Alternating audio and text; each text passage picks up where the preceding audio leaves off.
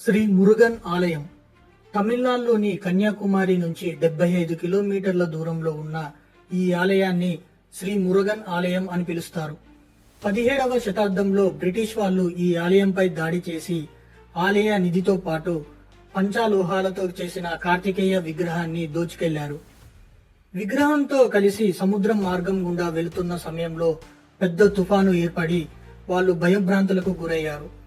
విగ్రహం శాపం వల్లే ఇలా జరుగుతుందని, ఆ విగ్రహాన్ని వెంట తీసుకెళ్తే నాశనం అయిపోతామని కెప్టెన్ చెప్పడంతో వాళ్ళు ప్రాణాలు కాపాడుకోవడానికి వాళ్ళు ఆ విగ్రహాన్ని సముద్రంలో విసిరేశారు.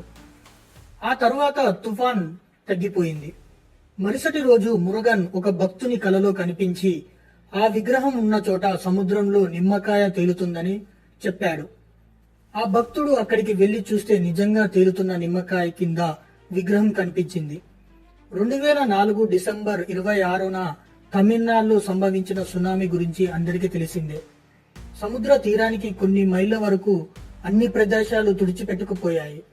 అయితే సముద్రం తీరానికి అక్కడే ఉన్న ఈ ఆలయం మాత్రం ఏమాత్రం చెక్కు చెదరలేదు. అంతేకాకుండా ఈ ఆలయం నుంచి సునామీ 2 కిలోమీటర్లు వెనక్కి తగ్గినట్టు ప్రత్యక్షంగా చూసిన వాళ్ళు చెప్తున్నారు. ఈ ఆలయానికి నీటి వల్ల ఎలాంటి హాని జరగలేదనే వరం ఉన్నట్టు ఆలయంలోని శిలాశాసనాలపై రాయబడి ఉన్నట్లు కూడా చెప్తున్నారు.